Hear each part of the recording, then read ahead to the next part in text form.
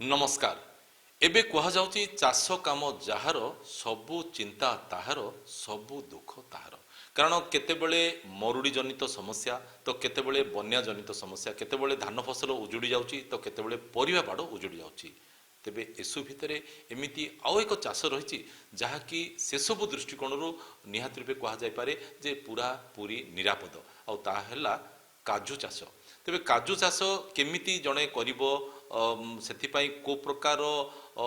ताको आवश्यकता रही कौन कौन माटी कथा कहतु कि चारा कथा कहतु कि अन्य जहाँ कि आर्थिक दृष्टिकोण कहतु तो से संपर्क आलोचना करवा। काजू चाष करने जमीक तार प्रोसेसिंग कर आवश्यकता पड़ी जो शिल्पर आवश्यकता पड़ी ताहा केमिति कराउछि आज से संपर्क आलोचना करने गंजाम जिला काजू व्यवसायी संघर जे रही साधारण संपादक कान्हूचरण सेनापति आ जे कि रही तार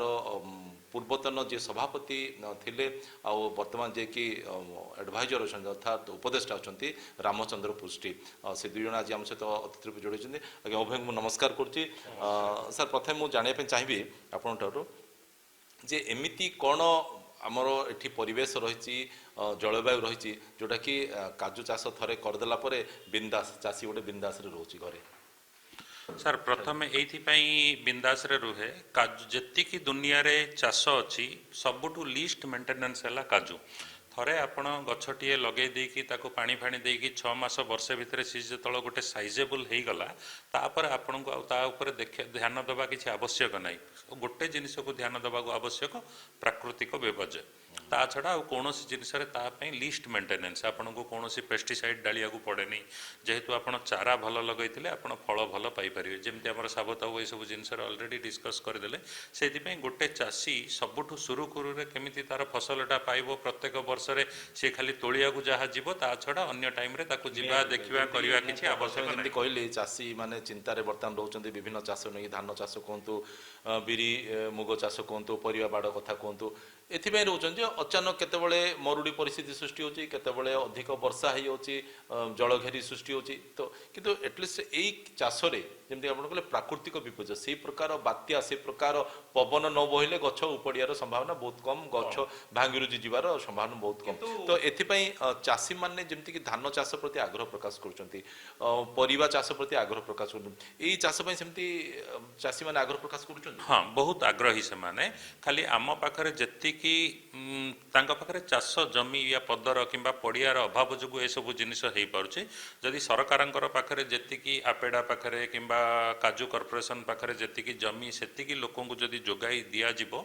लॉन्ग टर्म लीज बेसिस रे आजिर डेट रे कोन हिची सब 3 वर्ष पई लीज दउचंती 3 वर्ष पई लीज नेले तार प्रथम असुविधा हला से लोकटा नुआ गछटे लगै परनी जेहेतु गछटारे फल हबा को 3 वर्ष लागिवो से 3 वर्ष से भाबुची मोर तो लीज पीरियड सरी जाइथिवो मोर जहा गछ लगे लाभ नुह से जिनिस प्रति जदि सरकारंकर किछि माने दूरदृष्टि हिसाब रे जीवो एटलिस्ट गोटे 10 वर्ष देदेले लोक माने नुआ चारा ये करिवे सब जिनिस करि परिवे तार यील्ड भी बढ़िबो सरकारंकर भी मतलब विभिन्न या द्वारा लोकंकर भी उपकृत हेई परिवे चाषी उपकृत हेबे सरकार उपकृत हेबे व्यवसायी माने उपकृत हे। सर बर्तमान जमी चाषी मान को गोटे आम सम्यक धारणा देदेले जो मैंने आग्रह प्रकाश करुँच काजू चाष करने किंतु केवल तो काजू चाष करके से भितर सीमित रही हेनी परवर्ती समय प्रोसेसिंग करा पड़े माने जो जो दाना रही है से आम काजूटा केमी बाहर करवा केमी अलग करवा अतीत जो प्रकार करा जाउथिला एबे तो बहुत परिवर्तन आसी बहुत किछि नुआ टेक्नोलोजी मध्य आसी सारी तो अतीत केमी थिला एबे केमती अछि से बात टिक आम आलोचना करबा। सर नमस्कार। आ प्रथम रु जहाँ थिला काजू प्रोसेसिंग सेटा मैनुअली थिला आगे कौन करथिले काजू को पोडुथिले एवं तापरे ताको ब्रेकिंग भांगुथिले मैनुअल ग्रेडिंग होउथला मैनुअल भी पिलिंग भी होउथला किंतु वर्तमान जेतल टेक्नोलोजी आसिला ए टेक्नोलोजी रे फुली ऑटोमेशन वर्तमान पड़ी आसला जोटा कि आगे जो काजू प्रोसेसिंग होउथला गोटे बस्ता 80 केजी काजू काम करने मिनिमम 10 जन लेबर दरकार होउथले किंतु वर्तमान ऑटोमेशन आसीबा परे 10 बस्ता गोटे बस्ता को गोटे लेबर रे काम वर्तमान हो पारुछि ଏଇଟା ଟେକ୍ନୋଲୋଜିର ଗୋଟେ ଆଡ଼ଭାଣ୍ଟେଜ୍ ମିଳିଯାଇଛି। ତାପରେ ଇଏ ତ ହେଲା ଅଟୋମେସନ୍ କଥା। ମାର୍କେଟର ଚାହିଦା, ଆଚ୍ଛା ସାର୍, ଯେମିତିକି ଆମର ଗଛରେ କାଜୁ ଫଳିଲା ପରେ ତାକୁ ମାନେ ତୋଳିବାର ପ୍ରୋସେସ୍ ବି ଗୋଟେ ଅଛି, କଲେକ୍ସନ୍ ଯୋଉଟା ଆମେ କହୁଛେ, ସେ କାମ କିଏ କରେ? ଚାଷୀ କରେ ନା ଯୋଉମାନଙ୍କର ୟୁନିଟ୍ ଥାଏ ସେମାନଙ୍କର ପିଲା ପଠେଇ କରନ୍ତି? ଏ କାମ ସାର୍ ଚାଷୀ କରନ୍ତି। ଚାଷୀ ତାର ବାଡ଼ରୁ ସେ ଆଦାୟ କଲା, ମାନେ ଗଛରେ ପରିପକ୍ୱ ଅବସ୍ଥାକୁ ଯେତେବେଳେ କାଜୁଟା ପାଚିଯାଏ, ଆପଣ ଦେଖିଥିବେ ଯୋଉଟା ଲଙ୍କା ଆମ୍ବ ଆମେ କହୁଛୁ, ଯେତେବେଳେ ପାଚିଯାଏ ସେ ଝଡ଼େ କିମ୍ବା ନାହିଁ ତ ଚାଷୀ ତାକୁ ତୋଳେ। ଆଚ୍ଛା, ଲଙ୍କା ଆମ୍ବ ତଳକୁ ଏଇଟା ରହିବ? ହଁ ସାର୍, ଲଙ୍କା ଆମ୍ବଟା ଉପରେ ରହିଲା, କାଜୁଟା ତଳେ ରହିବ। ପାଚିଲା ପରେ ଆଚ୍ଛା, ଯଦି କିଏ ଜଣେ ଦେଖିବ ଲଙ୍କା ଆମ୍ବଟା ତାକୁ ଖାଇବାକୁ ଇଚ୍ଛା ଲାଗିବ, ସେ ଲଙ୍କା ଆମ୍ବଟା ତୋଳିଦେବ, ଯଦି ସେତେବେଳେ କାଜୁଟା ପାଚି ନଥିବ ସେଇଟା ନଷ୍ଟ ନା? ନାଇଁ ତ ପାଚିଥିଲେ ହିଁ ଆପଣ ତୋଳିବେ ନା, ସେମିତି ଜଣେ କଞ୍ଚା ଜିନିଷଟା ଲଙ୍କା ଆମ୍ବଟା ଯେତେବେଳେ ପାଚିଛି ଆମେ ଜାଣିଦେବା ଯେ କାଜୁଟା ମଧ୍ୟ ସେଟା ପାଚି ଯାଇଛି। ଆଚ୍ଛା, ଯେତେବେଳେ କି ବିଭିନ୍ନ ପ୍ରକାର ଆମେ ଦେଖୁଛେ ଯେ ଲଙ୍କା ଆମ୍ବ କାଜୁ ତ କିଏ ପୋକ ମାନେ ପକ୍ଷୀ କିଏ ଖାଇବାର ଆମେ ଜାଣିନେ, କିନ୍ତୁ ଲଙ୍କା ଆମ୍ବଟାକୁ ପକ୍ଷୀ ଗୁଡ଼ାକ ଖାଇବାର ଆମେ ଦେଖିଛେ। ପକ୍ଷୀ ଖାଆନ୍ତି, ଗାଈ ଗୋରୁ ଯେତେବେଳେ ଝଡ଼ିକି ବି ପଡ଼ିଯାଏ ଗାଈ ଗୋରୁ ଖାଆନ୍ତି, କାଜୁଟାକୁ ଚାଷୀ କଲେକ୍ସନ୍ କରିକି ଆଣେ ଆଉ। ନାଇଁ, ଗଛରେ ଥିବା ସମୟରେ ପକ୍ଷୀ ଯେତେବେଳେ ଖାଆନ୍ତି ସେତେବେଳେ କାଜୁ କିଛି ନଷ୍ଟ ହେବାର ସମ୍ଭାବନା ଅଛି? କାଜୁ ସେମିତି ନଷ୍ଟ ହେବାର କିଛି କୌଣସି ଚାନ୍ସ ନାହିଁ। ଆଉ କାଜୁ କଲେକ୍ସନ୍ ପରେ ତାକୁ ଡ୍ରାଇଂ କରିବାକୁ ପଡ଼ିବ। ଚାଷୀ କ'ଣ କରେ ନା, ତାକୁ ଯଦି ସେ ହାରଭେଷ୍ଟ ସମୟରେ ସେ ବିକି ଦେଉଛି ବେପାରୀଙ୍କି, ତାହେଲେ ଆମେ ତ ପରଚେସ୍ କରୁଛୁ, ପରଚେସ୍ କରିବା ପରେ ଆମେ ତାକୁ ଡ୍ରାଇଂ କରୁଛୁ। ନାହିଁ ତ ଯେଉଁମାନେ ଚାଷୀ ଷ୍ଟକ୍ ରଖୁଛନ୍ତି ଭଲ ପଇସା 2 ପଇସା ପାଇବା ପାଇଁ, ମାସେ 2 ମାସ 3 ମାସ ରଖିକିରି ଭଲ ପଇସା ପାଇବେ, ସେମାନେ ଡ୍ରାଇଂ କରି ରଖିବେ, ତାପରେ ସେମାନେ ବିକନ୍ତି ଆଉ ଏହି ହିସାବରେ ବିକନ୍ତି। ଆଉ କାଜୁ ହେଉଛି ଗୋଟେ ଲାଭଜନକ ଫସଲ, ଯାହାକି ଆପଣଙ୍କର ଯେଉଁଟା ପୂର୍ବରୁ ଟିକେ ଡିସ୍କସନ୍ କଲେ ଯେ ଅନ୍ୟ ସବୁ ଚାଷରେ ବନ୍ୟା ବାତ୍ୟା କିମ୍ବା ବହୁତ ବର୍ଷା ହେଲେ କ୍ଷୟକ୍ଷତିର ସମ୍ଭାବନା ଅଛି, କିନ୍ତୁ ଏଥିରେ କ'ଣ ହୁଏ ନା, ଯଦି ଆପଣ ଭଲ ବିହନ ଲଗେଇଛନ୍ତି, ଭଲ ଭାବେ ଚାଷକୁ ଉନ୍ନତମାନର ଚାଷ କରିଛନ୍ତି, ତାହେଲେ ଆପଣ 3 ବର୍ଷ ତାର ଦାୟିତ୍ୱ ଯତ୍ନ ନେବେ, ଆପଣଙ୍କୁ ସେ କଣ୍ଟିନ୍ୟୁ ଗୋଟେ 25-30 ବର୍ଷ ରୋଜଗାର ଦେବ। ଆଚ୍ଛା, ମାନେ 3 ବର୍ଷ ଆମେ ତାର ସେବା କରିବା, ସିଏ ଆମକୁ 30 ବର୍ଷର ସେବା ଦେବ, 30 ବର୍ଷର ସର୍ଭିସ୍ ଦେବ। ଆଚ୍ଛା ଆଚ୍ଛା, ତ ସେ ଭିତରେ ପ୍ରାୟ ଗୋଟେ ଗଛରୁ କୋଉ ମାନେ ଏମିତି ଗୋଟେ ସିଜନ ରହିଛି ଯୋଉଠିକି ତାର କାଜୁ ଆମର ନର୍ମାଲ ଓଡ଼ିଶାର ସିଜନ୍ ହେଉଛି ଏପ୍ରିଲ ମେ, ଯୋଉଟା ହାର୍ଭେଷ୍ଟିଂ ସିଜନଟା ବର୍ଷକୁ ଗୋଟିଏ ଥର। ଆଚ୍ଛା, କେତେ ଦିନ ଲାଗିବ? ମାନେ ଯେତେବେଳେ ଆପଣ ଫୁଲ ଧରିବାଠୁ ଆରମ୍ଭ କରିକି ଫଳ ଫଳିବା ପର୍ଯ୍ୟନ୍ତ କେତେ ଦିନ ଲାଗେ? ଏବେ ମକର ସଂକ୍ରାନ୍ତିଠୁ ଆପଣ ଯଦି ଆରମ୍ଭ କରିବେ, ଏବେ ଗଛରେ ବଉଳ ହେବା ଆରମ୍ଭ ହୁଏ। ତାପରେ ଆଜିଠୁ ନେଇକରି ଆପଣ ଭାବନ୍ତୁ ଟୋଟାଲ 3.5-4 ମାସ ପୁରା ପ୍ରୋସେସରେ ଆପଣଙ୍କର 120 ଦିନର ପ୍ରୋସେସ୍। ଏଇ ଯୋଉ 120 ଦିନ ଆପଣ ଯେମିତି କହିଲେ, ବଉଳ ଧରିବାଠୁ ଆରମ୍ଭ କରିକି ଲଙ୍କା ଆମ୍ବ ଫଳିବ, ତା ତଳେ କାଜୁ ଯୋଉ ଝୁଲିକି ରହିବ, ଯୋଉ ଫଳିବ, ଏତିକି ପାଇଁ ଯୋଉ ସମୟ ଆପଣ କହିଲେ 3.5 ମାସରୁ 4 ମାସ କଥା କହିଲେ, ଏଥିରେ ସେଇ ଗଛର ସୁରକ୍ଷା ପାଇଁ, ଗଛକୁ ଜଗିବା ପାଇଁ, ଗଛକୁ ସାର ଦେବା ପାଇଁ, ଗଛକୁ ପାଣି ଦେବା ପାଇଁ ତାର ସେମିତି କିଛି ବ୍ୟବସ୍ଥା କରିବାକୁ ପଡ଼ିବ? ନାଇଁ ସାର୍, ଯେମିତି ଆମେ ତ ପ୍ରଥମରେ କହିଲୁ, କୋଉଟା ବ୍ୟବସ୍ଥା କ'ଣ ଅଛି, ଗଛକୁ ଯେତେବେଳେ ଆମେ ସୁରକ୍ଷା ଦେବା, ବା ଏବେ ପ୍ରତିବର୍ଷ ଗଛ ସାର୍ ବହୁତ ଜଙ୍ଗଲ ହେଇକି ରହିଛି, ତାର ପତ୍ରଗୁଡ଼ା ଝଡ଼ିକି ପଡ଼େ, ଯଦି ଆମେ ଜଙ୍ଗଲକୁ ସଫା କରିଦେଉଛେ, ବର୍ଷା ସିଜନରେ ବର୍ଷା ହେଲା ପରେ ପାଣିଟା ତଳକୁ ଭିଜିଲା, ଯେଉଁଟାକି ସେ ସମୟରେ ମାନେ ବର୍ଷ ସାରା ଗଛ ସେଇଟାକୁ ତାକୁ ଅବଜର୍ଭ କରି ରଖିଲେ ସେ ତାର ଜୀବନଶୈଳୀ ବଞ୍ଚେଇଲା। ଆଉ ଯଦି ଆମେ ଏଥିରେ ସାର, ଖତ ସାର ଏସବୁ ଦେଉଛେ, ତାହେଲେ ଫଳ ନିଶ୍ଚିତ ଭାବେ ଅଧିକା ଆସିବ। ଏଇ ଯେଉଁ ଶୀତ ଦିନେ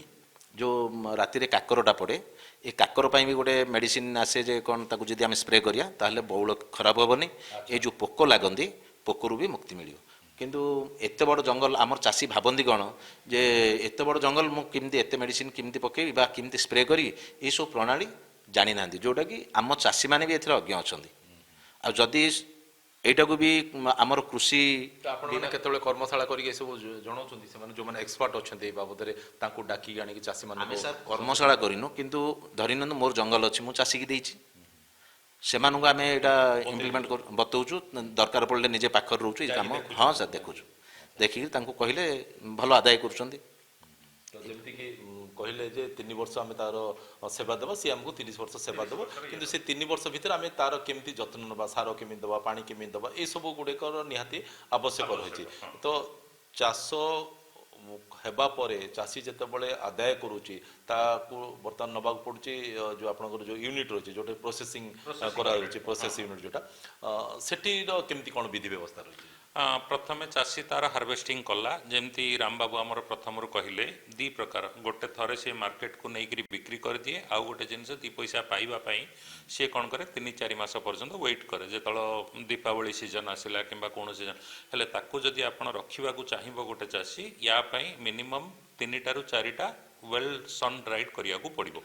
ସେତିକି କରିଦେଲେ ଆପଣଙ୍କର ଯେଉଁ କାଜୁଟା ମିନିମମ୍ ଗୋଟେ ବର୍ଷ ପର୍ଯ୍ୟନ୍ତ ମାନେ ବାହାର କରିବା ପରେ ତାର ଦାନାରୁ ବାହାର କରିବା ପରେ ନା ସେ ଦାନାଟାକୁ ଶୁଖେଇବା ଆପଣଙ୍କର ସେ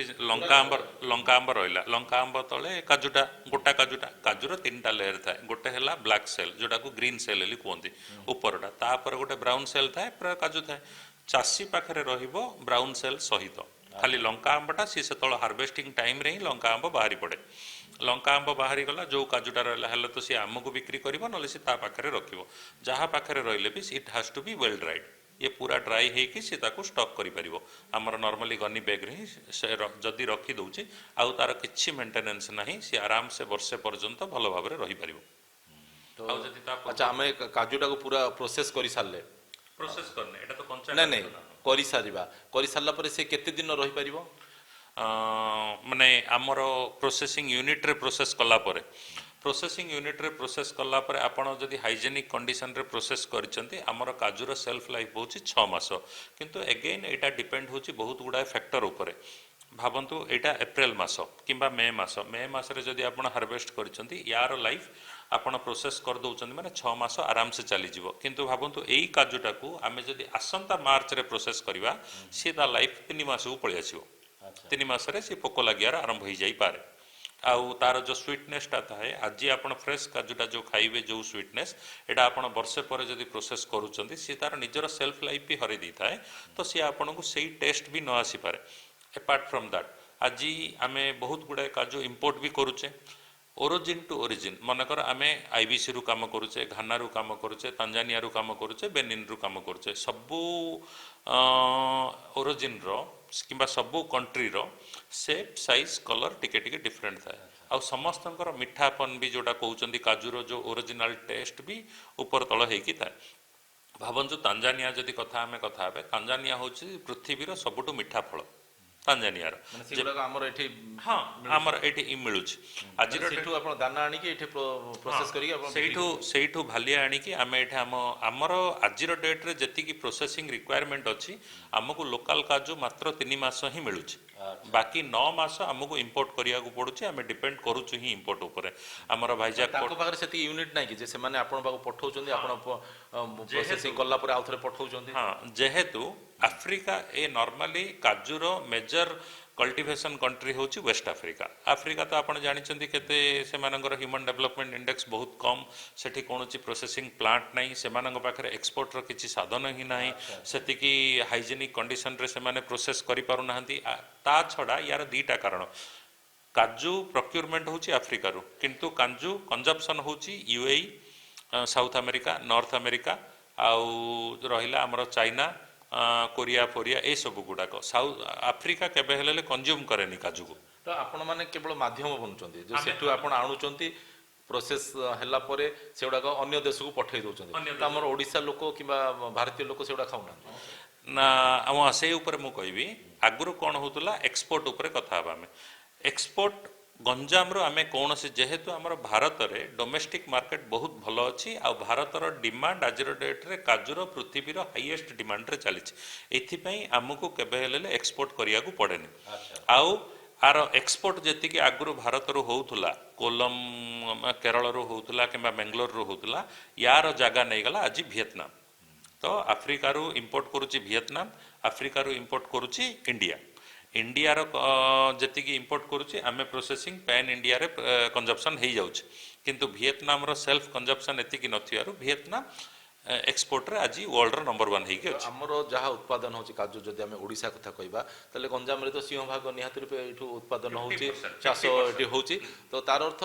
ସେସବୁ ଯାହା ଆମେ ପ୍ରୋସେସିଂ କଲା ପରେ ଯେଉଁ କାଜୁଟା ଆମେ ବାହାର କରୁଛେ, ସେସବୁ ଆମେ ଖାଉଛେ ନା ସେଗୁଡ଼ାକୁ ବି ବାହାରକୁ ପଠାଇ ଦିଆଯାଉଛି? ଆମେ ଖାଉଛର ଅର୍ଥ ଆପଣ କହୁଛନ୍ତି ଗଞ୍ଜାମରେ ଗଞ୍ଜାମରେ ହଉ କି ଓଡ଼ିଶାରେ ହଉ ଆଉ ଓଡ଼ିଶାରେ ହଉ ଆମେ ଯେତିକି ଆମର ପ୍ରୋସେସିଂ ହେଉଛି ଏଠି ପ୍ରାୟ 70-80% ପଳାଉଛି ବାହାରକୁ ଆଉ 20-30% ଆମର ଏଇଠି ଚାହିଦା କାଜୁର ଅଛି କିନ୍ତୁ ଆମର ଏପଟେ ଲୋକମାନେ ର କାଜୁ ଫର୍ମରେ ଖାଇବାର ଏବେ ପର୍ଯ୍ୟନ୍ତ ଆରମ୍ଭ କରିନାହାନ୍ତି ଏପଟେ କ'ଣ ଭୋଜି ଭାତ କ୍ଷୀରି ଡାଲି ଏସବୁ ଜିନିଷରେ ବହୁତ ଗୁଡ଼ାଏ ୟୁଜ୍ ଅଛି ଆଉ ଥରେ ଆମେ ଯଦି ସବୁ ଜିନିଷକୁ କମ୍ପେୟାର କରିବା ଆଜି ମହାରାଷ୍ଟ୍ରର ପର କ୍ୟାପିଟା ଇନକମ୍ ଯେମିତି ଅଛି ଓଡ଼ିଶାର ପର କ୍ୟାପିଟା ଇନକମ୍ ତା ଯୋଗୁଁ ନିହାତି ବହୁତ କମ୍ ଅଛି ଆମର ଏଠି ଲୋକଙ୍କର ସ୍ପେଣ୍ଡିଂ ଯେତିକି ଅଛି ତା ହିସାବରେ ସେମାନେ ଆଜିର ଡେଟ୍ରେ ଯେମିତି ଯେଉଁ ଜାଗାରେ ଅଧିକ ଭେଜିଟେରିଆନ୍ ଲୋକ ଅଛନ୍ତି ଯେମିତି ମହାରାଷ୍ଟ୍ର ହେଇଗଲା ଗୁଜୁରାଟ ହେଇଗଲା କିମ୍ବା ଆମର ରାଜସ୍ଥାନ ହେଇଗଲା ଏଇ ସବୁ ଜାଗାରେ କାଜୁର କନଜମ୍ପସନ୍ ବହୁତ ହାଇ କମ୍ପାରେଟିଭଲି ଓଡ଼ିଶା ତାମିଲନାଡ଼ୁ ଆନ୍ଧ୍ରପ୍ରଦେଶ ଆମେମାନେ କ'ଣ ହେଉଛି ଏପଟେ ନନ୍ ଭେଜିଟେରିଆନ୍ ଲୋକମାନଙ୍କର ପରସେଣ୍ଟେଜ ଅଧିକ ଯୋଉଠି ଭେଜ୍ ମିଠା ଏସବୁ ଜିନିଷ ଥାଏ ସେଇଠି ନର୍ମାଲି କନଜମ୍ପସନ୍ ବହୁତ ଅଧିକ କାଜୁର ରହେ ସାର୍ ନିହାତି ରୂପେ ଯେତେବେଳେ ଆପଣମାନେ ଏଠି ଚାଷ କରୁଛନ୍ତି କାଜୁ ଚାଷ କରୁଛନ୍ତି ପ୍ରୋସେସିଂ ୟୁନିଟ୍ ମାଧ୍ୟମରେ ଉତ୍ପାଦନ କରୁଛନ୍ତି ନିହାତି ରୂପେ ଆପଣମାନେ ଚାହିଁବେ ଯେ ଆମର ଗଞ୍ଜାମ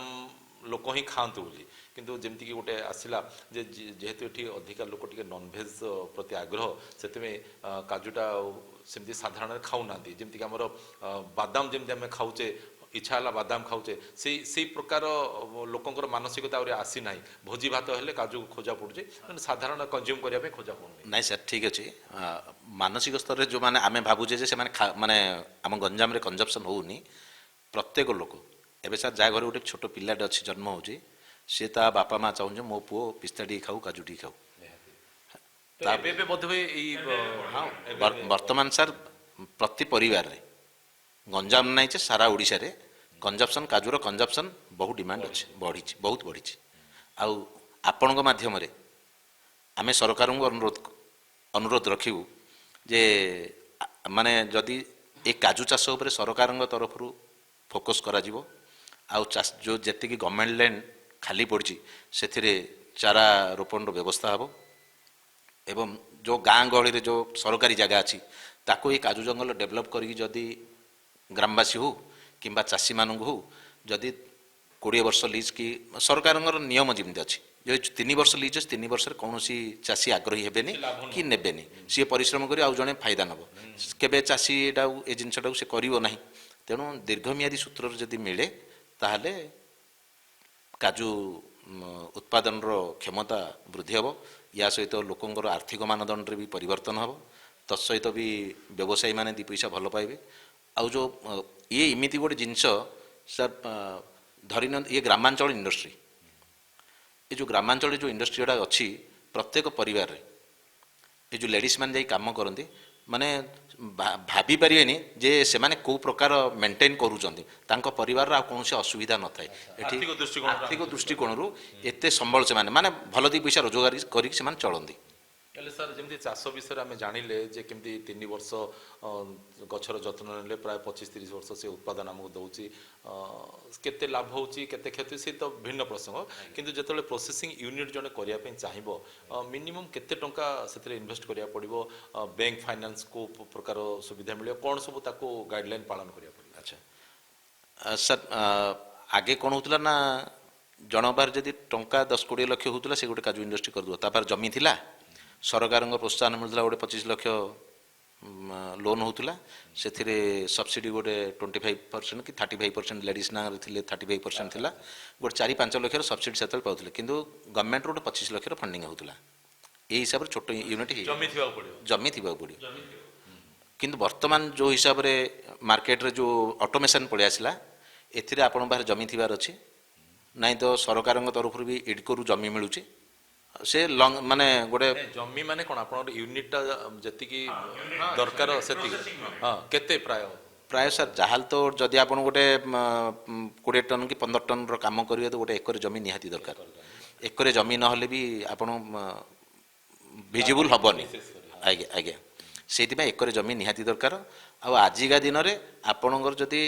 2 କୋଟିରୁ କମିବ ତାହେଲେ ଗୋଟେ କାଜୁ ଇଣ୍ଡଷ୍ଟ୍ରି ହେବାଟା କଷ୍ଟ ହେବ ବଢ଼ିଯାଇଛି ହଁ ବର୍ତ୍ତମାନ ବଡ଼ି ଅଟୋମେସନକୁ ଗଲେ ତ ମାନେ ଯେମିତିକି ଆମେ ପ୍ରଥମେ ଦେଖୁଥିଲେ ଯେ ସେଗୁଡ଼ାକ କାଟିକି ମାନେ ତାକୁ ଗରମ କରାହେଉଥିଲା ତାପରେ ଭଙ୍ଗା ହଉଥିଲା ପରେ ଆପଣଙ୍କର ମେସିନ୍ ଆସିଲା ଏବେ ଆଉଥରେ ତାକୁ ସେଇଥିରେ ଆହୁରି ଟିକେ ଉନ୍ନତ ମାନର କୌଶଳ ଆସିଯାଇଛି। କୌଶଳ ତ ଆସିଛି ଆଗରୁ ଆପଣ ଯୋଉଟା କରୁଥିଲେ ଆଗରୁ ଥିଲା ରୋଷ୍ଟିଂ ପ୍ରୋସେସରେ କାଜୁ କାମ ହଉଥିଲା ଯେତେ ଆମର ଛତ୍ରପୁରରେ ରମ୍ଭାରେ ଯେଉଁମାନେ କାମ କରୁଥିଲେ ସେଟାକୁ ଜଳା ହଉଥିଲା ନିଆଁ ଲଗା ହଉଥିଲା ଲିଟରାଲି ନିଆଁ ଲାଗିଲା ପରେ ଜଳିଲା ପରେ ସେଟାକୁ ଭଙ୍ଗା ହଉଥିଲା ପରିବେଶ ଦୂଷିତ ମଧ୍ୟ ପରିବେଶ ଦୂଷିତ ହେଲା ତାପରେ ସରକାରଙ୍କର କଡ଼ା ନିୟମ ହେଲା ପରେ ସେସବୁ ଜିନିଷ ଏବେ ଏବୋଲିସ୍ ହେଇଗଲା ଆଉ ଆମର ଏଣ୍ଟାୟାର ଓଡ଼ିଶାରେ ଆଉ ସିଙ୍ଗଲ ୟୁନିଟ୍ ନାହିଁ ପରିବେଶ ଦୂଷିତର ବର୍ତ୍ତମାନ ଆଉ କିଛି ସମ୍ଭାବନା ନାହିଁ। ପୁରା ବନ୍ଦ ଯେତିକି ଓଡ଼ିଶାରେ ଗୋଟେ ବି ୟୁନିଟ୍ କେହି ନାହାନ୍ତି ଯିଏକି ଆଉ ଆଜିର ଡେଟ୍ରେ ରୋଷ୍ଟିଂକୁ ଫଲୋ କରୁଛନ୍ତି ତାପରେ କ'ଣ ଆସିଲା ତାର ଟେକ୍ନୋଲୋଜି ଏନହାନ୍ସ ହେଲା ଏବେ ସବୁ ବଏଲିଂ ଇଣ୍ଡଷ୍ଟ୍ରିକୁ ଆସିଲା